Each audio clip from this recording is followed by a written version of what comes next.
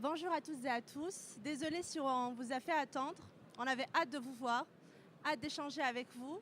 Donc aujourd'hui, on est tous mobilisés pour parler d'un thème important, un thème intitulé Décrypter les investisseurs, leurs attentes et stratégies pour une levée de fonds réussie. Donc moi, c'est Tinhinan Boussaïd, je suis chef de projet MENA au sein d'Euroquity, qui est une équipe qui dépend du département des affaires internationales et européennes de BPI France. Donc merci à vous tous d'être aussi nombreux et présents et intéressés surtout pour ce panel. Donc aujourd'hui, nous avons la chance de réunir trois acteurs d'investissement qui sont finalement hyper complémentaires parce qu'on a avec nous une investisseuse en VC, un business angel, mais aussi un leveur de fonds pour discuter, échanger avec vous, entrepreneurs, investisseurs, sur les clés de la réussite d'une levée de fonds. Donc, on le sait tous, le nerf de la guerre, c'est le financement, plus principalement le financement de l'innovation. Car finalement, lever des fonds, ce n'est pas uniquement arriver à avoir quelques bouts de slide et pitcher un projet. C'est finalement tout d'abord se renseigner sur les attentes des investisseurs, comprendre leur logique, leur temporalité et leur exigence pour finalement arriver à bien se préparer à cette étape cruciale qui est la levée de fonds quand on n'a plus de quoi bootstrapper. Donc, un plaisir de recevoir avec moi aujourd'hui Estelle Vitry, qui est associée au capital risque au sein d'Orange Venture. Mehdi Legroun, qui est quant à lui vice-président de B8 Business Angel et directeur général de Cycle Family Office. Et enfin, Eugène Saint-Grégoire, qui est avocat et leveur de fonds au sein de Dama Advisory. Donc pour amorcer un peu le débat, on va commencer par la question de base. Autant qu'investisseur et notamment en tant que leveur de fonds, quels sont les critères d'investissement que vous regardez quand finalement une start-up arrive pour pitcher votre projet? Je m'adresse notamment à vous, Estelle. À quel moment vous vous dites qu'une start-up qui vous fait un pitch est VC matchable, notamment sur la thèse d'Orange Venture? Tout d'abord, ravie. Merci beaucoup pour l'invitation, Tinhinan. Et ravie de pouvoir partager un peu ces tips avec vous. Effectivement, quand on dit VC matchable, c'est vrai que c'est quelque chose c'est un terme que j'aime pas trop parce qu'en fait, oui, il y a énormément de code dans l'écosystème, mais finalement, il y a une diversité de projets qu'on peut adresser en fonction des typologies de fonds, typologies d'investisseurs. Ça va être vraiment une balance entre risque-opportunité du projet. Donc il n'y a pas des codes un peu universels, on va dire. Mais déjà, si elle est VC matchable, c'est qu'elle a envie de lever des fonds. Donc ça veut dire que déjà, vous avez pris en compte un peu tous les critères et vous avez vraiment envie de passer ce cap de levée de fonds. Pour passer ce cap, c'est que vous voulez plaire finalement à des investisseurs, qui soient business angels, investisseurs corporate ou juste investisseurs plus agiles en fonds d'investissement. Et du coup, pour les critères, ils vont dépendre tout d'abord de la thèse d'investissement des investisseurs, donc qui peuvent être de toutes sortes, donc à bien focaliser, à bien se trier les investisseurs, ne pas parler à tout le monde et parler juste à des investisseurs qui sont pertinents pour votre projet. Et sur les critères, je pense qu'on va retrouver le plus, ça va dépendre aussi des maturités des projets, on en reviendra tout à l'heure, mais ça va être surtout les tailles de marché, notamment la profondeur de marché, l'opportunité de marché, le momentum.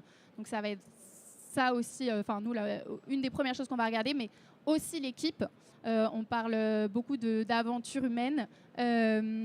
Aventure humaine dit en fait des personnes qui vont être capables d'avoir les épaules de passer des stades de maturité, des stades de développement et de pouvoir grandir, d'écouter aussi les personnes de leur board, leurs conseillers pour pouvoir grandir. Donc avoir une équipe structurée, complémentaire, on le répète souvent, mais c'est primordial. C'est la première chose à faire, qui va savoir vendre son projet, se vendre devant les investisseurs. C'est ça aussi le principe de la levée de fonds. Et en fait, ça va rassurer les investisseurs le fait de pouvoir vendre votre projet face à eux, puisque ça voudrait dire que vous êtes plutôt bon à vendre finalement face à vos clients aussi. Donc voilà, c'est plutôt l'équipe, je dirais, et le marché. Merci beaucoup Estelle. Déjà, on retient plein d'éléments, alignement avec la thèse d'investissement, la dimension humaine qui est très importante et avoir un marché adressable suffisamment large. Et donc, je m'adresse à vous maintenant, Mehdi. De votre point de vue, à quel moment, en tant que business angel, vous vous dites « j'ai vraiment envie de faire partie de l'aventure de cette start-up » Contrairement au VC, on est un peu les Indiana Jones des investisseurs. Parce qu'en fait, on est là dès le début, souvent après le Friends and Families. Donc, on va se baser non pas sur des chiffres ou des capitaux ou des documents et des thèses ou quoi que ce soit. On va se baser d'abord sur l'humain. La personnalité des fondateurs sont très importantes parce que ce que l'on souhaite d'abord, c'est de connaître vraiment s'ils ont cette posture du dirigeant. On sait comme quoi ils sortent souvent du salariat ou de l'artisanat. Donc il y a toute cette capacité à pouvoir jumper sur une autre façon de faire, un nouveau mindset qui est très difficile parce qu'un dirigeant, ce n'est pas un salarié. Donc on va vraiment se capitaliser sur l'humain. Et au-delà de ça, bien sûr, on est là en toute franchise de pouvoir être rentable aussi. Donc on va être là déjà sur des montants, on va dire en pré-seed, seed, et on peut s'allier aussi avec d'autres business angels pour pouvoir augmenter cette capacité-là et pourquoi pas rentrer même avec des VC. Autre chose, on rentre dans l'aventure sur 2 sujets. Donc j'ai dit l'humain, mais pas que l'humain, c'est aussi la différenciation dans la solution. On sait comme quoi tout le monde ici a déjà eu la même idée au même moment ou pas au même moment. Et nous, ce qu'on souhaite impérativement, c'est que vous pouvez nous présenter une solution, mais quelle est votre différenciation à vous? Qu'est-ce que vous apportez en plus? Et bien sûr, le business model qui est important puisqu'on est là quand même pour être rentable. Merci beaucoup Mehdi. Je retiens donc business model, valeur humaine très importante, différenciation. Et donc là, Eugène, finalement, votre rôle autant que leveur de fonds, c'est d'arriver à allier la vision de l'entrepreneur et surtout bien le préparer à ceux qui répondent aux critères qui ont notamment été cités par Estelle et Mehdi. Comment vous arrivez finalement à bien préparer ces entrepreneurs dans ce processus de levée de fonds? Oui, merci beaucoup pour la question. Je pense que déjà avec les premiers éléments de réponse de mes copanélistes, on voit que à chaque projet, il y a son investisseur. Donc, je dirais qu'il n'y a pas des critères spécifiques pour tout le monde. Il faut déjà savoir dans quel cours vous jouez. Si jamais vous voulez développer un bar, ce n'est pas la même chose que si vous voulez développer une industrie, qui n'est pas la même chose que si vous voulez développer une entreprise technologique. Donc, la première question à se poser, c'est dans quel cours est-ce que je joue? Par quels investisseurs ou quels financeurs est-ce que je vais adresser, lesquels sont pertinents pour moi? Quand je rencontre des entrepreneurs, c'est ça la première question que je me pose. Ensuite, supposons qu'on soit par exemple dans le tech game avec des business angels et des VC. Il y a effectivement la question qui est revenue ici de la personnalité des fondateurs. Mais cette question, ce n'est pas juste une trend. La question sous-jacente, quand on fait cette analyse-là sur un dossier, c'est est-ce que finalement l'investisseur va être rassuré par les profils de ses cofondateurs? Est-ce que ces cofondateurs-là sont all-in, ils sont prêts à être à fond sur le projet 1? 2, est-ce qu'ils maîtrisent bien la problématique qu'ils veulent résoudre? L'investisseur prend des risques, mais il ne veut pas les prendre à la place des cofondateurs pour juste qu'ils testent. Donc, à quel point est-ce qu'ils connaissent bien le marché? Et à quel point est-ce qu'ils seront capables de vendre la solution? C'est-à-dire quel est leur lien avec la cible qu'ils ont choisie. Donc ça, c'est des premiers éléments qui sont clés. Les deuxièmes, on en a aussi entendu parler, profondeur de marché. Bon, ok. Mais il y a ce qui est important pour pouvoir scaler, donc on voit la question en particulier dans la tech, là je fais un peu un focus tech, de pouvoir passer à l'échelle, c'est-à-dire de pouvoir atteindre des niveaux de chiffre d'affaires qui vont permettre aux investisseurs de faire leur retour sur investissement. Il faut toujours avoir ça en tête. Quels sont les intérêts de la personne en face? Qu'est-ce qu'ils recherchent? À partir de quand est-ce qu'ils vont gagner? À partir de quand est-ce qu'on va pouvoir gagner ensemble? Donc la profondeur de marché, ok. Mais avant ça, je dirais, sur des stades early, effectivement, souvent, ce qu'on va regarder, c'est entre guillemets la traction. Alors la traction, on l'entend souvent comme du chiffre d'affaires. Ce n'est pas forcément toujours du chiffre d'affaires. On a parfois d'autres sujets où on va pouvoir aller sur des éléments qui démontrent l'adéquation de la solution avec notre cible. Et ce n'est pas toujours du chiffre d'affaires. Le chiffre d'affaires, c'est parfait, c'est monétaire, ça a été validé, etc. Mais il y a d'autres éléments, des POC, des contrats, des LOI, etc. On pourra en parler plus, mais à première vue, c'est ça les éléments clés. Donc, revue de l'équipe, est-ce que l'équipe va matcher avec la classe d'actifs, en particulier ici le VC? Est-ce que l'équipe va être suffisamment capée, expérimentée pour le projet? Oui ou non? Et sinon, est-ce que la traction qu'on peut démontrer vient potentiellement compenser peut-être un léger défaut de l'équipe par rapport au super standard. Donc je dirais que c'est ça les 2 critères clés à première vue. Merci beaucoup. Et puis c'est très complémentaire parce que finalement la traction montre la capacité d'exécution de l'équipe qui a derrière, élément très important. Donc après avoir maintenant observé un peu les critères d'investissement et notamment la dimension humaine, maintenant vous aviez parlé tout à l'heure, Estelle, d'un élément très important. Finalement, les investisseurs s'adressent à des startups différemment, selon le niveau de maturité, selon aussi la complexité du produit. Parce que finalement, quand on a une startup early stage ou late stage, ou qu'on est sur une startup qui est sur des solutions deep tech, qui sont sur des cycles lents ou des solutions SaaS, finalement, les risques et les attentes sont complètement différents. Donc, par votre expérience, Estelle, qu'est-ce qui vous motive à investir très tôt, notamment dans une startup early stage ou deep tech ? Tout d'abord, peut-être un petit rappel sur notre thèse côté Orange Venture. Donc, nous, on investit plutôt sur des projets matures en Europe, mais plutôt sur de l'acide série A en Afrique, et notamment en Afrique francophone. Donc, on touche à ces 2 pans-là. Du coup, j'ai un peu les 2 visions, côté early stage et grosse. En early stage, donc il y a quand même une grosse influence dans la maturité des boîtes et l'analyse qu'on va en faire. Côté grosse, évidemment, cette capacité d'exécution, du coup, a été démontrée dans les chiffres. Les chiffres, c'est le CA, mais c'est vrai que c'est énormément, en fait, l'évolution des chiffres, surtout. Donc, tout ce qui est croissance, tout ce qui est, après, métriques spécifiques à votre business. Donc, par exemple, je pense au SaaS, au churn, au NRR, voilà, toutes les métriques qu'on peut connaître et surtout regarder leur évolution dans le temps, voir à quel point ils ont pu maîtriser justement ces chiffres-là. Donc côté traction, donc en gros c'est surtout ça. Et après cette profondeur de marché pour voir si demain en fait il reste quand même encore du marché à conquérir, aider à l'expansion internationale. Côté early stage, on regarde davantage l'équipe, comme on mentionnait tout à l'heure, la défensabilité du produit, quelles vont être les briques qu'on va pouvoir ajouter, la roadmap tech pour justement perfectionner ce produit-là et le mettre à l'échelle ensuite. Donc voilà, ça sera un peu plus variable sur ces 2. Enfin, ça va beaucoup influencer du coup cette maturité-là. Et après côté produit. Nous on touche un peu moins donc à la deep tech, à tout ce qui est ou même des produits capex intensive. Donc je laisserai mes camarades en parler davantage.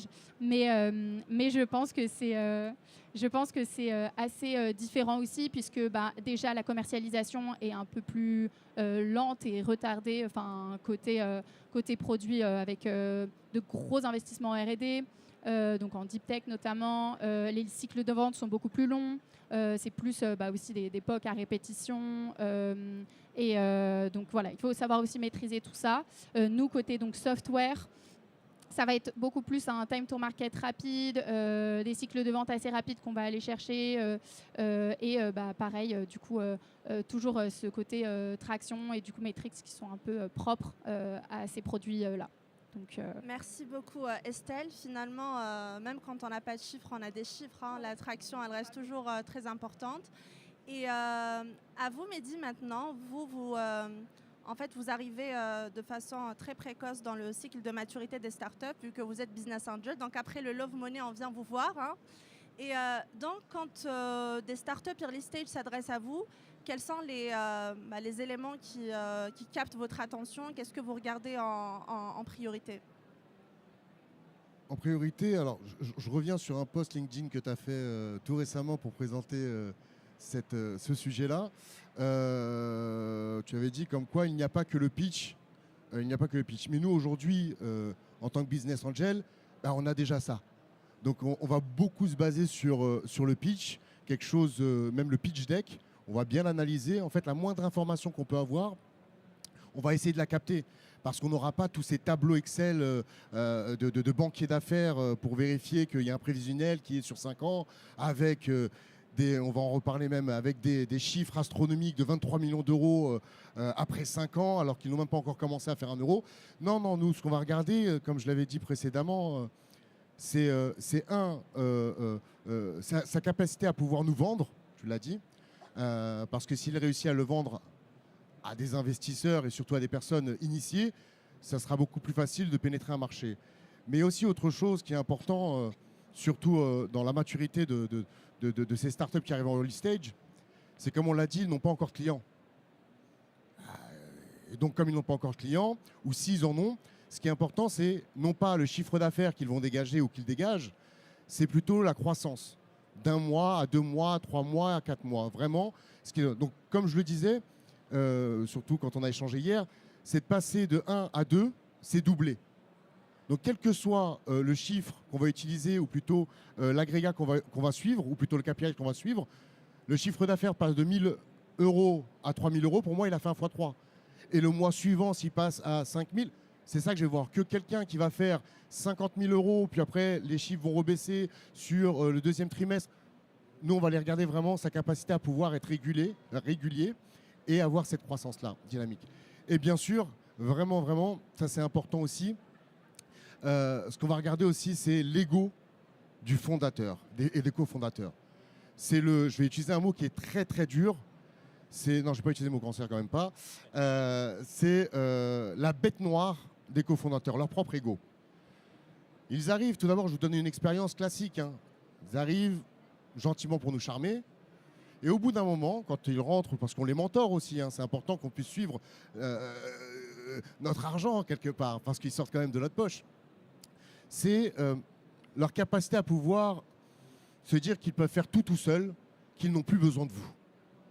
Et ça, c'est très dur pour un business angel, parce qu'on est là depuis le début de l'aventure. Personne n'a voulu investir chez eux parce qu'ils sont trop jeunes. Vous arrivez un peu plus tard. Et nous, on est en capacité de sortir nos propres deniers, ce qu'on donne, ce avec quoi on nourrit nos enfants quand même. C'est pas n'importe quoi. Et le troisième point que je le retrouve, c'est bien leur capacité aussi à vouloir toujours développer et surdévelopper. Au lieu d'avoir une vision qui est claire, avec une roadmap claire, on a sans cesse, constamment, ils entendent une nouvelle technologie, quelle qu'il soit. La blockchain change, je veux mettre la blockchain dedans. L'IA est arrivée, je fais de l'IA. Non, tu ne fais pas de l'IA. Tu récupères une solution en API pour faire ton IA. Tu n'es pas propriétaire. Et donc, il faut qu'ils puissent avoir ce qu'on appelle une primitive qui est claire. Et puis, on rajoute des features dans la vision. Voilà. Merci beaucoup, Mehdi. Et du coup, vous, Eugène, finalement, quand vous êtes en contact avec des startups qui ont très peu de traction parce qu'elles sont sur de l'early ou sur de la deep tech, comment vous arrivez à les conseiller pour mettre en avant leur traction, même si elle reste tout de même très, très limitée? Oui, c'est une excellente question. Et il y a beaucoup de projets qui sont confrontés, notamment des projets, par exemple, B2B dans la deep tech, effectivement. Donc là, c'est du cas par cas, bien sûr. Mais je vais peut-être vous donner un exemple que j'ai en tête. Une entreprise qui était venue me voir, sujet deep tech, qui adressait plutôt des grosses entreprises. Et donc qui ne faisait pas de chiffre d'affaires, mais qui avait fait pas mal de R&D déjà, et qui voulait lever un tour de table, qui avait déjà essayé de contacter quelques investisseurs, et à chaque fois, il y avait ce sujet traction. Le premier point, c'est à nouveau la traction. Parfois, quand on a un type de client qui ne va pas être prêt à payer avant que le produit corresponde et passer les 50 étapes internes de processus, ça peut littéralement être une lettre d'intention suffisamment précise. Pourquoi c'est important? On va se mettre une seconde à la place de l'investisseur. L'investisseur, peut-être qu'il connaît globalement votre secteur, mais il n'est pas aussi expert que vous sur le problème. Autrement dit, il faut lui donner des éléments pour qu'il comprenne que ce sur quoi vous êtes en train de construire intéresse fortement une cible. Pour qu'il comprenne aussi que s'il met son argent là-dedans, une cible l'achètera. Et donc, les LOI suffisamment précises, qui ne sont pas engageantes, mais qui décrivent assez bien le problème et qui valident un prix pour un service, si jamais le service vient à être suffisamment performant, donc ça c'est le risque, eh bien, dérisque les autres points, dérisque l'existence du problème, dérisque la validation du prix pour le service. Et ça, c'est déjà un très grand pas dans la deep tech. Après, naturellement, sur ces sujets-là, d'entreprises qui ont peu de traction et qui sont dans des secteurs précis, notamment en deep tech, c'est hyper important, c'est toujours bien de le rappeler, de cibler des investisseurs qui sont quand même relativement spécialisés, qui connaissent ce type de sujet. Parce que plus l'investisseur est généraliste, plus sur un cas où il n'y a pas de traction, et bien tout simplement, il voudra avoir de la traction pour s'assurer. Ou alors un co-lead, entre guillemets, c'est-à-dire un autre investisseur spécialisé dans ce secteur pour dérisquer sa propre approche. Tout comme si on venait vous voir pour vous, je ne pense pas qu'il y ait peut-être dans l'aérospatial, pour investir, vous diriez, mais est-ce que finalement, quelqu'un qui vient vous voir, qui n'a pas de chiffre d'affaires, est-ce que c'est un vrai projet? Est-ce que cette personne va prendre mes 15 000 euros et développer quelque chose qui a zéro chance? Voilà, vous aurez besoin d'avoir des éléments de ce type-là. Donc, c'est ma réponse. Si ce n'est pas assez clair, n'hésitez pas à venir me voir après, mais voilà quelques éléments. Merci beaucoup Eugène. Maintenant, on va passer au troisième et dernier volet concernant en fait les bonnes pratiques et notamment les red flags que vous avez l'habitude de voir, notamment en discutant avec les startups. Donc Estelle et notamment Mehdi, c'est une question que je vous adresse à tous les deux. Quels conseils donneriez-vous aux startups, qu'il s'agisse en fait d'une première levée de fonds ou qui sont à plusieurs tours de table, et surtout quelles sont les erreurs qu'elles doivent vraiment éviter pour en fait perdurer et maintenir la relation avec l'investisseur? Ok. Je dirais déjà en premier conseil, c'est de dimensionner la levée de fonds, on en parlait tout à l'heure, de pas vouloir faire des levées shiny avec des montants dérisoires qui seront sûrement burnés d'une manière totalement différente de ce que nous on aimerait que ce soit, donc pas dans le business mais dans d'autres éléments. Donc vraiment de maîtriser en tout cas ce ratio un peu capital intensive et croissance de la boîte. On en parlait aussi tout à l'heure. C'est hyper important, c'est vrai, c'est des choses qu'on regarde. Premier conseil. Et deuxième conseil, comme je disais tout à l'heure, mais vraiment réussir à se vendre, se faire coacher, se faire accompagner, maîtriser ses chiffres quand on les présente. Si la boîte se fait accompagner, mais qu'en fait, quand elle présente, on sent que c'est juste une récitation et qu'on pose des questions et qu'elle n'est pas capable, en tout cas, de débattre de ses chiffres ou de son produit ou de ses IP. Malheureusement, on a vraiment besoin de fondateurs qui puissent se défendre, nous débattre et nous tenir tête aussi, même s'il faut savoir nous écouter aussi. Et côté du coup piège un petit peu, c'est ça en fait, c'est de se faire trop accompagner, de trop déléguer, prendre le temps aussi. Une levée de fonds, ça dure très longtemps, se dire que voilà, ça va être très demandant. Et donc, je pense que vraiment se faire accompagner, c'est hyper important. Et notamment sur ces sujets légaux. Ne pas aller trop vite, choisir un bon investisseur qui vous correspond. Quand on a le choix, c'est mieux. Et surtout, bien lire les petites lignes. Voilà. Et parfois même bootstrapper jusqu'à ce qu'on arrive finalement vraiment au besoin de lever des fonds. Parce que parfois, on n'en a pas besoin. On a l'impression que limite, maintenant, ça devient une tendance. Tu as pris mon sujet. Donc, j'y vais. Tu peux rebondir. Super rebond. Le meilleur conseil pour lever des fonds, pour ma part, c'est de ne pas lever de fonds. Je vais m'expliquer. J'ai été cofondateur de 2 startups avant d'être business angel, une aux États-Unis et une en France. Et pendant ma période, j'ai constaté une chose. On avait l'impression que le succès de la startup n'était plus de faire de l'argent ou de faire la réussite de cette startup, mais c'était de réussir sa levée de fonds. Et donc, merci. Et donc, ce qui se passe, c'est que j'ai vu dans mon expérience d'accompagnement aussi que les startups donnaient plus de temps et d'argent à chercher cette levée de fonds comme un trophée que de mettre de l'argent et son temps à développer sa solution, à développer son business model et ainsi de suite. Donc j'ai un slogan qui est assez simple, une levée n'est pas un trophée. Il faut le retirer de leur tête, c'était bien il y a en 2016, 2015, au moment des fintech, avec le burn cash et ainsi de suite. La deuxième chose, c'est un conseil important, c'est d'avoir une roadmap claire, de l'idéation jusqu'à la sortie. jusqu'à la sortie, parce que c'est important, c'est à ce moment-là, parce que cette sortie-là, comme le dirait dans un film avec Robert De Niro qui s'appelle Ronin, il disait « Je ne rentre jamais dans un endroit sans savoir comment sortir ». Il faut vous dire que c'est la même chose. C'est-à-dire qu'au moment où vous pensez à faire la levée de fonds, vous savez déjà, vous, en tant que start-up, comment je dois sortir, à combien je peux sortir, parce que ces questions peuvent arriver vite, surtout si vous avez une belle solution. Et le troisième sujet,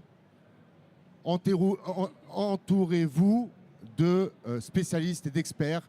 Je pense, par exemple, lorsque vous vous associez, il y aura des packs d'actionnaires.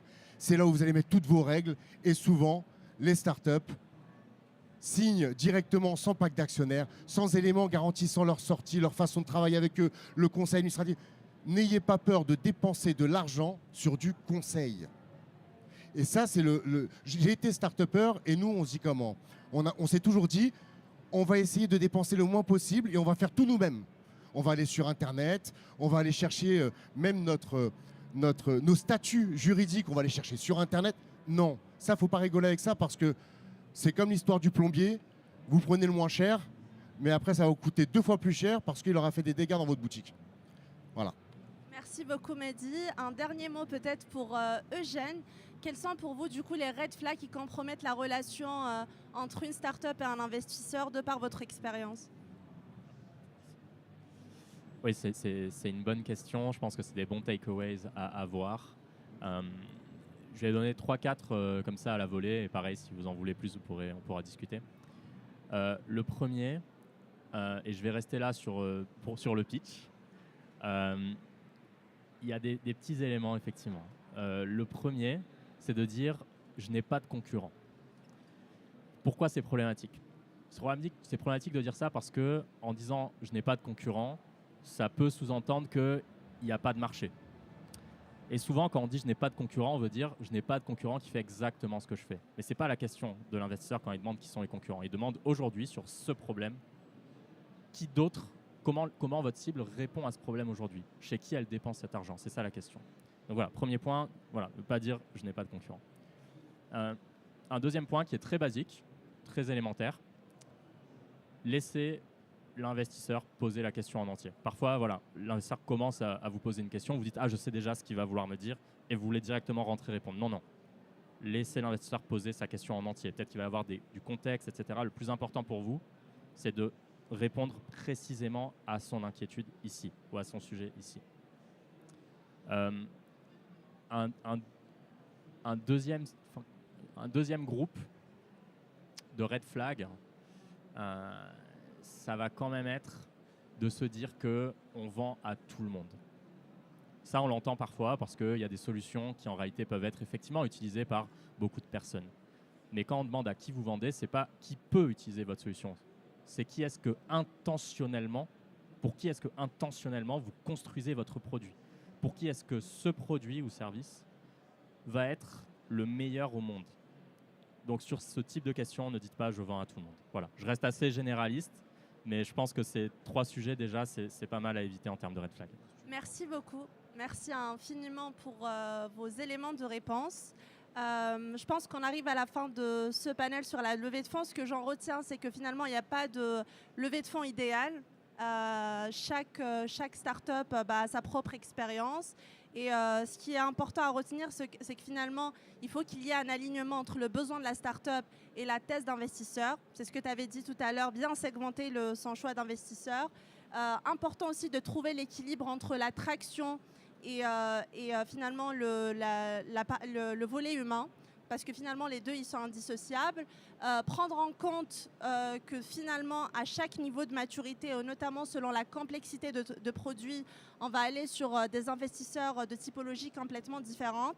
Et enfin, c'est ce qu'avait dit Eugène à la fin, la relation de confiance qu'il y a entre l'investisseur et l'entrepreneur, ça c'est vraiment un enjeu clé, et surtout qu'il y ait beaucoup de transparence de part et d'autre. Et puis voilà, merci beaucoup. Malheureusement, je pense qu'on ne pourra pas prendre de questions là parce qu'on arrive à la fin de ce panel et le temps file. En revanche, je vous invite à discuter avec mes intervenants qui se feront un plaisir de vous répondre. Merci infiniment pour votre mobilisation.